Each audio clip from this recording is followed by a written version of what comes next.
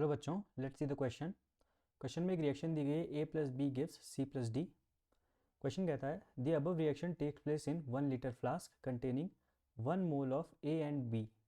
The concentration of each C and D at equilibrium was 0.2 moles per liter. Equilibrium constant for the above reaction will be. So let's solve the question. इस question को solve करने के लिए जो की concept हम use करेंगे वो की कॉन्सेप्ट है कैलकुलेशन ऑफ के सी। तो हमको रिएक्शन दी गई है A plus B gives C plus D. T equals to 0 पे हमसे कहा गया है कि 1 mole each of A and B are present. तो यहाँ पे मोल्स में बात करेगी तो हम कंसनट्रेशन निकाल लेते हैं ए और बी की। कंसनट्रेशन ऑफ ए हो जाएगा moles of A that is 1 upon volume that is 1 that is 1 molar. और कंसनट्रेशन ऑफ बी क्या हो जाएगा moles of B that is 1 and concentration of volume of solution that is 1 that is equals to 1 molar. तो initial concentration A की थी 1 molar और B की भी थी 1 मोलर। सी और डी इनिशियली 0 एंड 0।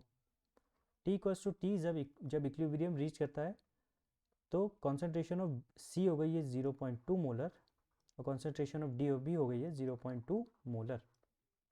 तो ए की कॉन्सेंट्रेशन हो जाएगी 1 मोलर माइनस 0.2 मोलर और बी की कॉन्सेंट्रेशन भी हो जाएगी 1 मोलर माइनस 0.2 मोलर, यानी कि it will be equal to 0.8 molar and 0.8 molar. अब यहाँ से हमको निकालना है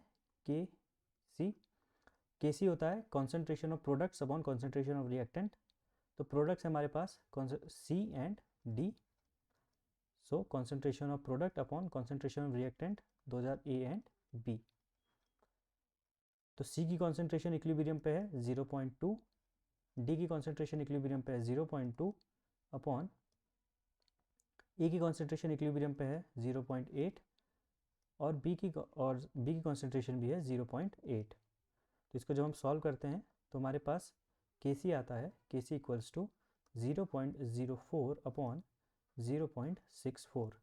इसको फर्दर सॉल्व करने पे के सी की वैल्यू आ जाती है 0.0625। So the correct answer of this question is option number B. Hope you have understood it well. Best of luck.